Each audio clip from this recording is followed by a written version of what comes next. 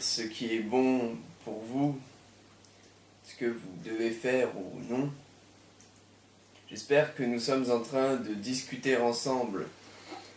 Discuter veut dire partager dans le sens où j'ose l'entendre avec vous. C'est-à-dire que nous rendons un rapport et un échange possible et vivant parce que nous ne restons pas butés ou enfermés dans des idées que nous aurions émises les uns à propos des autres, les uns concernant les autres, sur le propos des autres ou sur notre propre propos, ce qui limiterait et restreindrait la conversation. Car, voyez-vous, si je discute en ayant une image de ce que je suis, c'est-à-dire en ayant une croyance de ce que je suis, alors peut-être suis-je en train de parler avec mon interlocuteur, notamment en utilisant la pensée, c'est-à-dire que la pensée détermine ce que je suis, elle détermine mon passé, mes expériences, tout ce que je crois être.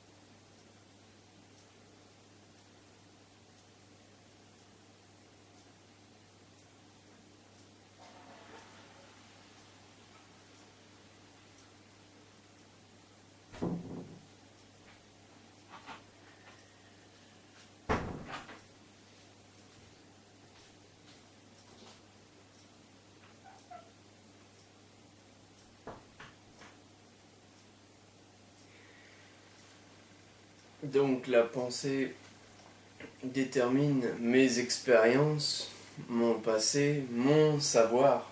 Voyez-vous, je discutais de cela avec quelqu'un l'autre jour. Un ami donc me dit « Oui, mais si je ne suis pas ma pensée, si je ne peux pas me définir par ma pensée, c'est-à-dire si je ne peux pas me définir par mon savoir, par mes acquis, par mon expérience, alors je ne suis rien du tout. Cela est horrible, je n'aimerais pas avoir à vivre cela.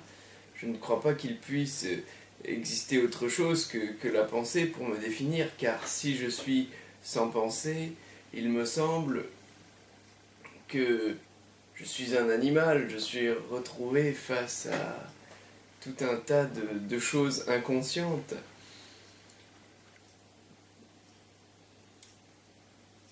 Alors, je ne dis pas que la pensée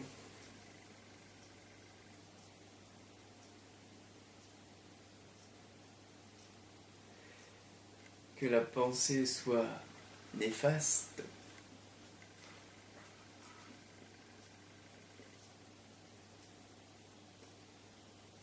mais peut-être l'est-elle très certainement dès lors qu'elle n'est pas à sa place, c'est-à-dire qu'en fait, lorsque vous pensez, vous avez un rapport où vous êtes en train de percevoir le perçu, l'objet de votre pensée. Vous observez le perçu comme si vous étiez celui qui perçoit le perçu.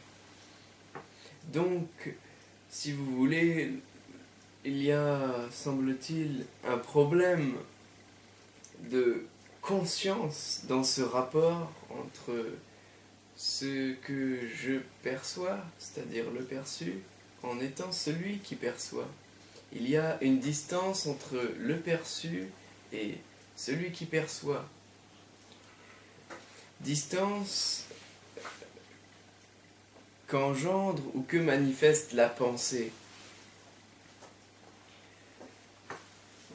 Et il semble tout à fait possible d'arriver à un rapport où le perçu et celui qui perçoit sont une même chose, c'est-à-dire d'avoir un rapport direct avec l'objet, de telle sorte à ce que je sois l'objet, car celui qui perçoit n'a pas de centre propre d'observation, c'est-à-dire celui qui perçoit n'est pas mon moi conditionné avec mon passé, mes expériences, mes savoirs, mes connaissances acquises, ce qui serait une vue limitée sur mon objet, donc inévitablement conflictuel, car dès lors que je regarde quelque chose en fonction de, à partir de, une connaissance limitée, mon expérience à moi, je ne peux pas percevoir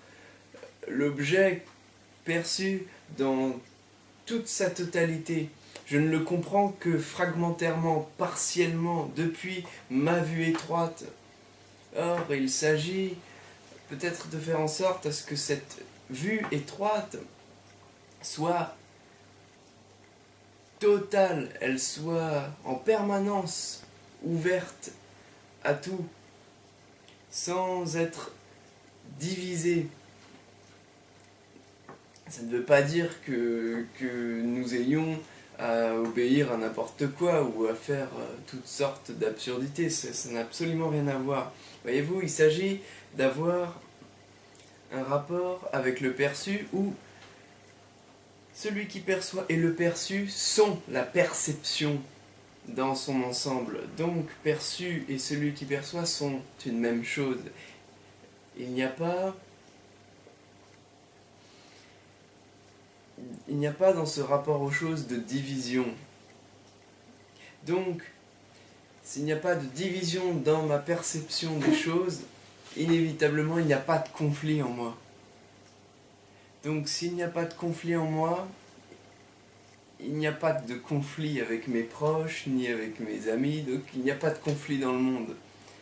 Parce que dans cette perception totale, consciente, je prends inévitablement conscience qu'en fait, je suis le monde.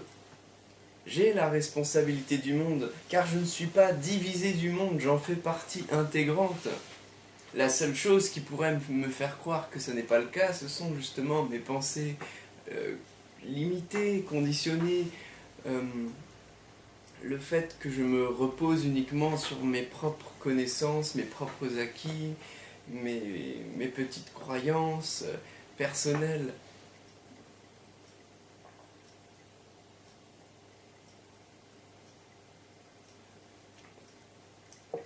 Alors certaines personnes disent « Oui, mais dans ce cas, pourquoi avons-nous un développement personnel avec nos propres expériences?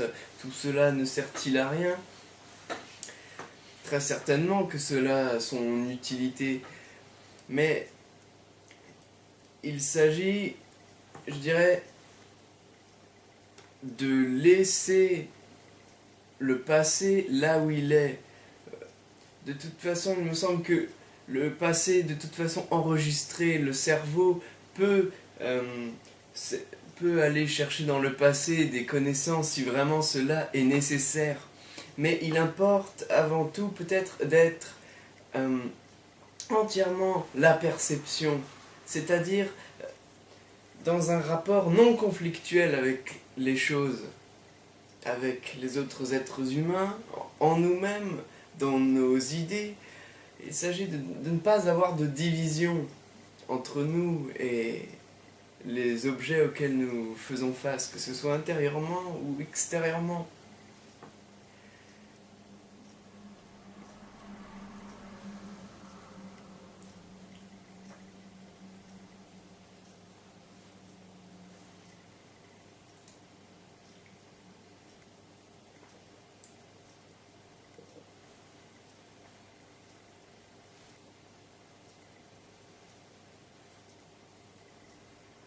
En fait, si je suis la perception dans son ensemble,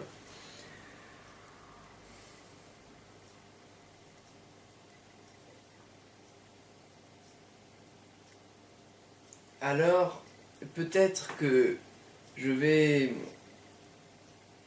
émettre une pensée, mais cette pensée-là sera totalement vivante, consciente, c'est-à-dire en phase avec l'instant présent, non conflictuelle si vous préférez. Il n'y a pas de souffrance possible parce que je suis conscient, totalement impliqué et là dans l'instant. Or, si ma pensée n'est que le résultat d'une stimulation mémorielle relevant de quelque expérience antérieure m'appartenant à un moi limité, alors il n'est pas impossible que je me risque à un conflit dans ma perception des choses, à une incapacité d'intégration de l'ensemble de ce qu'est la vie dans le présent, car la vie est au présent. C'est une information qui est en permanence en mouvement au présent. C'est un présent qui est sans arrêt en train de se mouvoir et dont les informations de ce présent-là ne sont jamais plus celles qu'elles ont été dans le passé. Or, la pensée résulte, si vous voulez bien le voir, de sorte à ce que je ne dise pas cela que pour moi. Je n'impose rien, je reste tout à fait très ouvert et je ne suis pas sans ne pas admettre que nous utilisons des mots pour communiquer, ce qui est extrêmement limité. Mais pourtant, je sais qu'il n'est pas impossible de faire passer un message bien plus grand derrière cela. Voilà pourquoi, loin de moi l'idée de l'absurdité de tenir ce genre de dialogue avec vous. Ainsi, la pensée résulte du passé. La pensée est essentiellement liée au passé. Voyez-vous, si je suis totalement détaché du passé, des idées de moi-même, détaché de mes expériences, ça ne veut pas dire que mes expériences n'ont pas eu lieu ou que je n'ai rien appris, au contraire, mais je suis détaché de mon savoir, vous comprenez? Je n'y mets pas une importance, je n'y suis pas attaché. Or, quand l'esprit est attaché, il disperse son énergie, il retient le passé dans le présent. Donc, si vous voulez, cela empêche l'usage de certaines facultés du cerveau, certaines aptitudes cérébrales, pour être totalement en phase avec l'instant présent. Car votre énergie utilise uniquement des aptitudes cérébrales à piocher dans le passé, donc cela restreint énormément notre potentiel d'être humain. Et voir le présent en fonction du passé est inévitablement conflictuel, car il y a une défaillance peut-être de perception, une fragmentation de perception. Un peu comme si, avec des yeux normaux, je vois, entre guillemets, normalement, et si je mets une paire de lunettes, je vais commencer à voir flou. Vous voyez, c'est comme si que nous avions des lunettes qui entravent la clarté de notre vue. Et nous avons pris comme pour habitude de porter ces lunettes en permanence. Et le verre de ces lunettes-là, c'est-à-dire l'ignorance dans laquelle nous plonge la connaissance limitée du passé, nous empêche de comprendre et de pénétrer, de découvrir la signification de la vie telle qu'elle est et la signification de l'instant présent tel qu'il se manifeste. Et en tenant cette conversation avec vous, je ne suis pas en train de donner une quelconque méthode ou technique pour devenir conscient, totalement conscient et libre dans l'instant présent, car à ce moment-là, ce serait à nouveau vous transmettre un savoir limité et complètement conditionné, c'est-à-dire résultant du passé. Or, la vie ne peut pas être enfermée, ni la vérité d'ailleurs, sous une seule connaissance. Il semble que toute forme de vie y apporte inévitablement quelque chose, car la vie est sans cesse en mouvement et dans un rapport interdépendant, semble-t-il. Ainsi, nous n'essayons pas de résoudre un problème de sorte à donner une réponse fixe, de sorte à établir une nouvelle autorité, comme ce fut maintes fois le cas dans l'histoire de l'humanité, avec l'organisation de religions, de mouvements, qui peut-être ne sont pas sans dévoiler de nombreuses failles, en ce que l'autorité organise en fait le savoir, elle organise la pensée, elle organise l'expérience d'un ou de quelques individus qui se transmet à un plus large groupe d'individus. Cette expérience est toujours limitée et dès lors qu'elle est organisée, elle n'a plus rien de vivant, de palpable. Si vous adhérez à un mouvement parce qu'il y a telle et telle idée, vous n'expérimentez pas directement l'idée. Vous avez déjà une idée toute faite que vous acceptez, donc il n'y a là-dedans aucune vérité. Car c'est un conditionnement tout près.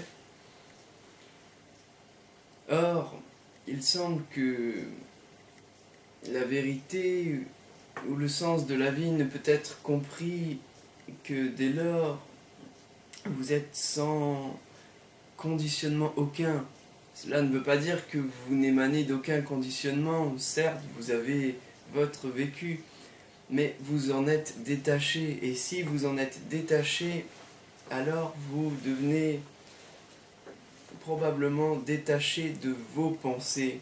Elles peuvent vous traverser, mais cela n'a pas plus d'importance que ça. Vous êtes capable de ne pas rentrer dans leur jeu, de ne pas accepter leur autorité. Vous devenez conscient de ces pensées qui vous traversent. Et vous ne les rejetez pas, vous ne les jugez pas.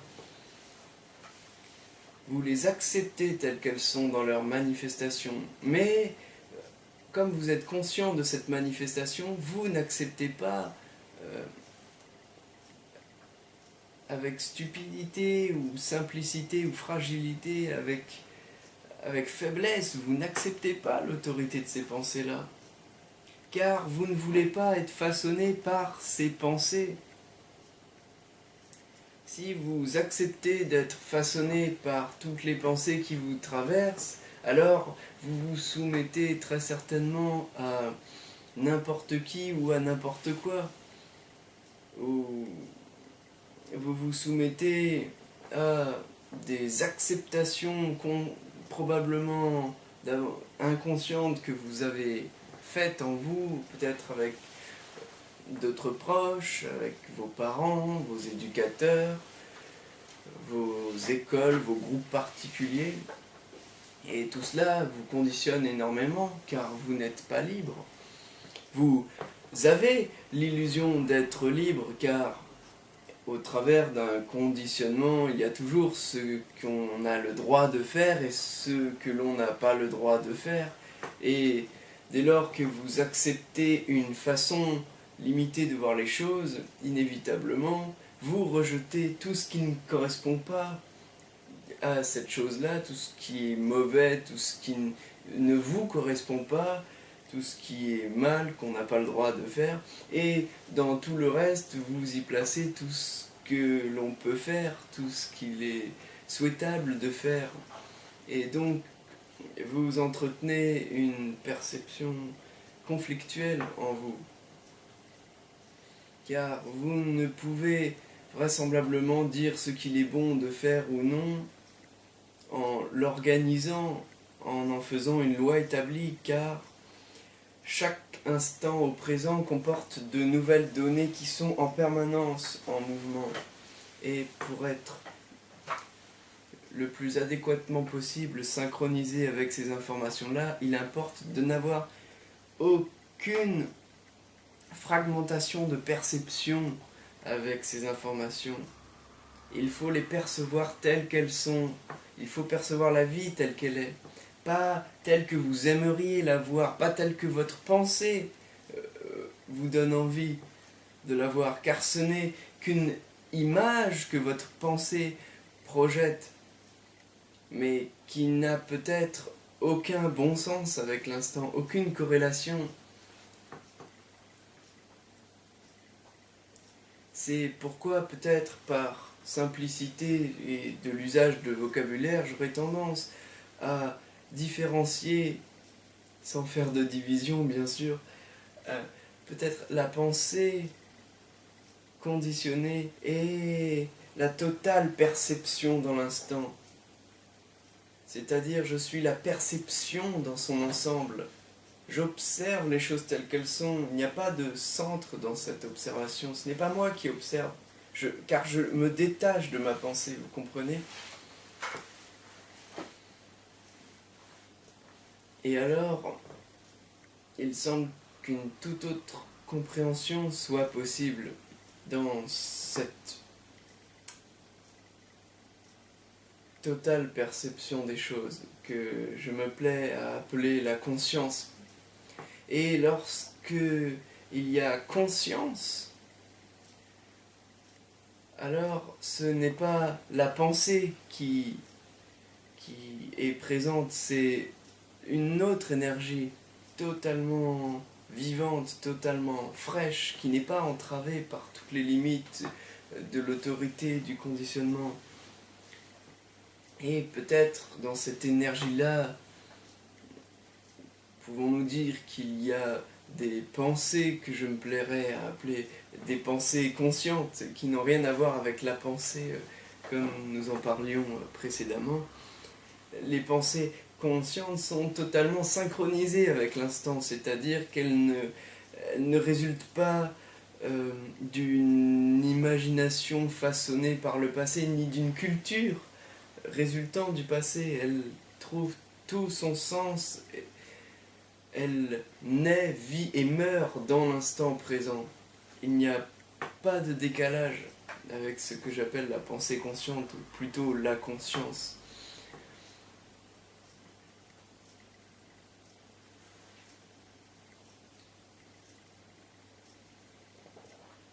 Voyez-vous, la souffrance n'est autre qu'une habitude une habitude de percevoir la vie de façon fragmentée. C'est un problème donc de conscience. Là où il n'y a pas conscience, il y a la pensée et l'habitude de la pensée, car nos cellules ont été, à travers l'espèce humaine, très entraînées à se servir tout le temps des mêmes zones cérébrales, donc de la pensée, du savoir, de l'expérience acquise, du passé, de la mémoire. Donc nous n'arrivons très souvent dans l'ordinaire humain pas à percevoir les choses telles qu'elles sont. Vous comprenez, nous les percevons à travers ma journée d'hier, à travers ce que j'ai vécu tout à l'heure, ce que j'ai vécu aujourd'hui, mais je ne perçois pas maintenant. Donc il y a toujours un écart, une distance entre le perçu et celui qui perçoit. Il y a d'ailleurs le perçu et celui qui perçoit. Et là commence ce problème de clairvoyance des choses telles qu'elles sont. Ainsi, la souffrance naît de cette non équité des choses, de ce rapport dualiste entre moi et la chose, entre moi et les autres, entre mon expérience et toute autre expérience. Or, si ma conscience est totalement libre de la pensée, alors je suis directement le perçu. Et il n'y a pas... Je ne suis même pas celui qui observe le perçu, celui qui perçoit le perçu. Je suis la perception dans son ensemble. Donc, la souffrance n'a absolument aucun endroit où elle peut s'accrocher ou perdurer dans notre pensée. Et peut-être découvrons-nous donc dans cette totale conscience, dans l'instant présent, qu'il y a peut-être une souffrance, une douleur, à la fois dans la vie, au présent, dans moi, dans l'humanité tout entière. Mais peut-être que, au lieu d'appeler cela une souffrance, car la souffrance est le résultat de la pensée qui a enregistré la douleur, qui a enregistré la souffrance, les faits désagréables. Je me confronte peut-être à une formidable énergie de peur, une formidable énergie d'inconscience présente en l'humanité tout entière. Mais il semble que je ne peux qu'y donner la meilleure réponse ou avoir la meilleure attitude face à cela que parce que je suis totalement conscient de cette peur. Or, si je suis dans l'instant présent avec mon passé, mes pensées, je ne prends pas conscience de la peur humaine, de la douleur humaine. Je la fuis. Je fuis ma peur, je fuis donc la peur de l'humanité tout entière. Je fuis ma douleur, ma peur, la douleur, la peur de l'humanité tout entière. Les gens s'imaginent souvent que si je peux penser ce que je veux, je suis libre. Mais voyez-vous, si nous explorons plus profondément, plus honnêtement, le processus de la pensée, nous comprenons très certainement, sans en faire une autorité quelconque, cela n'est pas dogmatique, nous pouvons remettre cela en question bien sûr, mais nous comprenons que la pensée est une réaction conditionnée de mon passé, de mes expériences, de ma mémoire. Et si mon imagination n'est pas liée à ma conscience totale des choses dans l'instant présent, alors mon imagination est très probablement, elle aussi, influencée par le passé, par des connaissances acquises, et donc tout ce qui peut résulter de ma pensée n'est dès lors pas libre, mais conditionné. La liberté ne se trouve pas dans la pensée.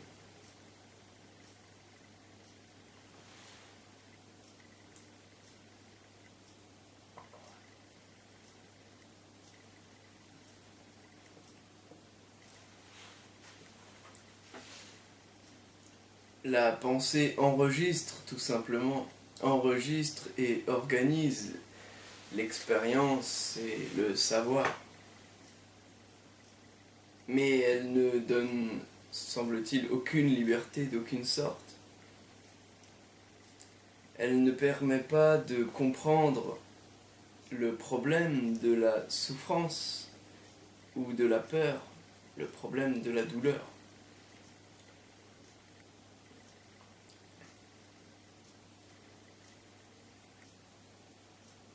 La pensée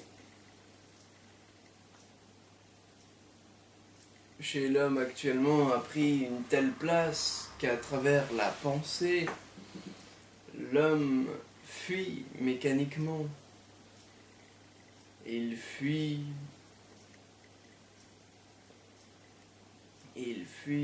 la compréhension de la souffrance, la compréhension de ce qu'est la peur, en recherchant par exemple du plaisir,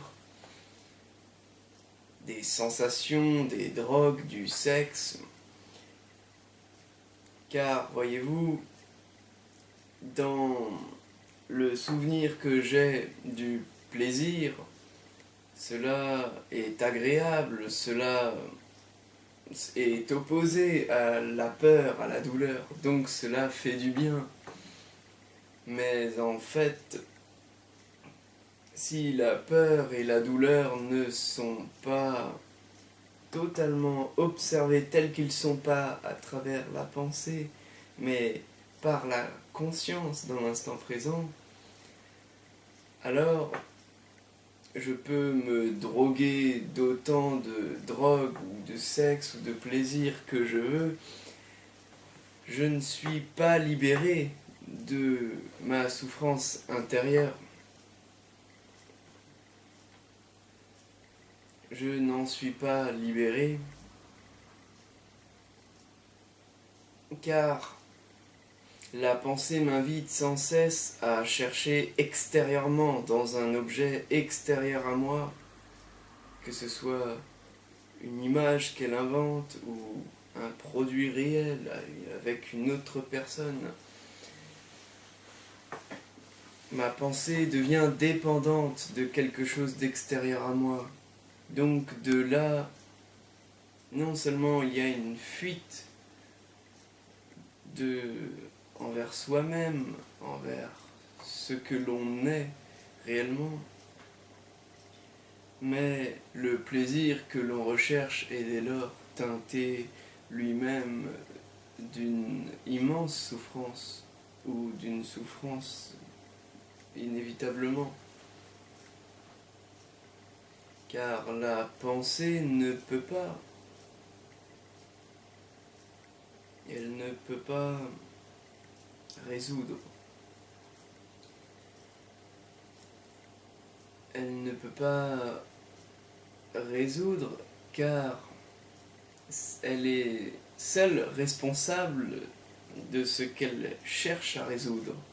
La pensée pose le problème, établit le problème, organise le problème, et elle cherche à résoudre le problème en organisant la résolution du problème.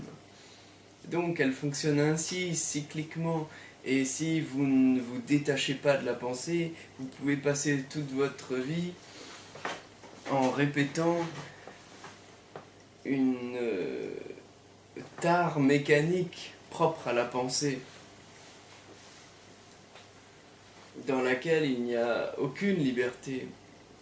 et aucune compréhension profonde de ce qu'est l'homme ou la vie ou l'amour. La pensée est le produit d'autorités multiples que sont tous les conditionnements auxquels nous avons affaire ou avons eu affaire. Tout dépend si nous sommes conscients ou non dans l'instant présent.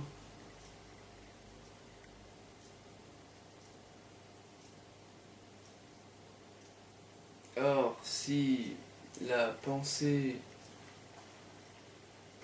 est conditionnée par l'autorité, il n'y a là-dedans aucun amour possible et aucune liberté possible. Car l'amour n'est pas le produit de l'autorité.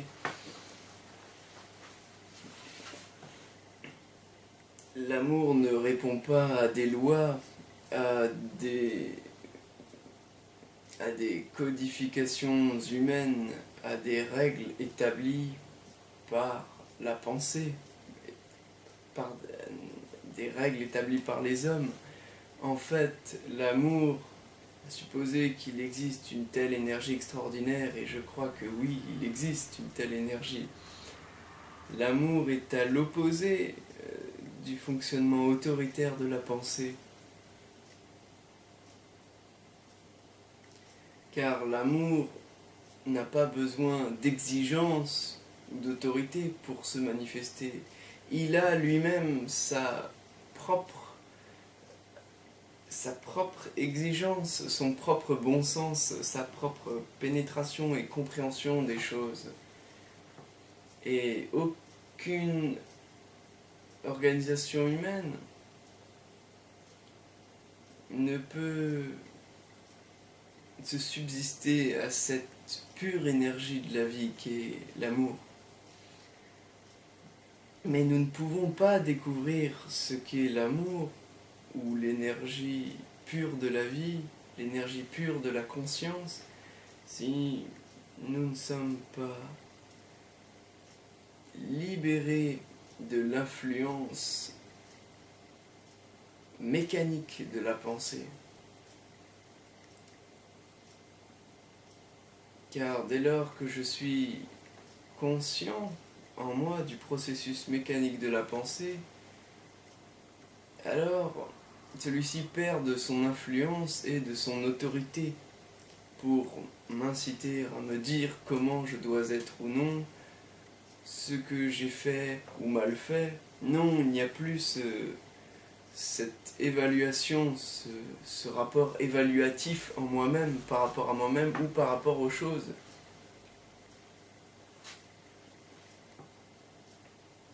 C'est un peu comme se retrouver sans repère, et dans cette situation sans repère, parce que vous êtes totalement rempli d'énergie, parce que cette énergie n'est pas retenue par la pensée ou par une autorité quelconque dans laquelle se serait émissée la pensée, alors votre énergie est totale dans l'instant présent. Donc, toutes vos aptitudes cérébrales sont potentiellement disponibles et vous avez une compréhension plus directe de la vie. Donc, il n'y a pas de rapport conflictuel, voyez-vous. Il est très probable que dans la conscience pure des choses, tout conflit, ce n'est pas que tout conflit soit évitable ou non évitable. Il n'y a pas de conflit.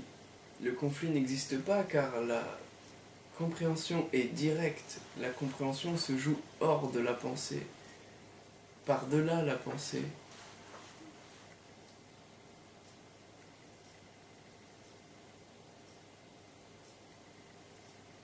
Et à supposer que cela me confronte face à face à une extraordinaire énergie de peur inhérente à l'humanité tout entière, à l'homme,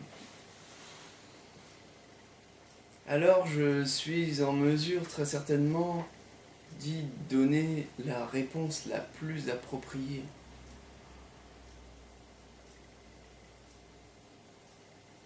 Mais cela, nous ne pouvons que le découvrir par nous-mêmes.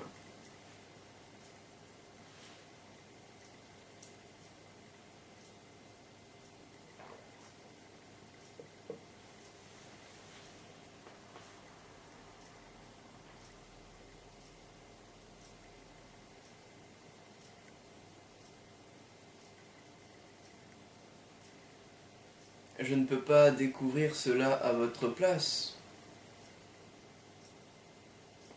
car je ne peux agir en vous pour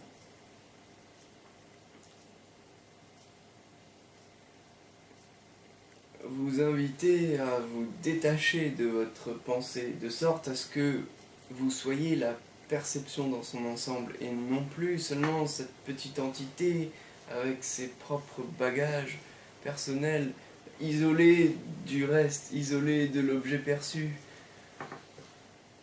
Je peux le faire pour moi, je peux le faire en moi-même, mais je ne peux pas le faire à votre place. Je peux tout au mieux vous y inviter par ma présence, par une invitation à venir dialoguer avec moi, à faire votre propre expérience par vous-même, libre de toute autorité, y compris la mienne.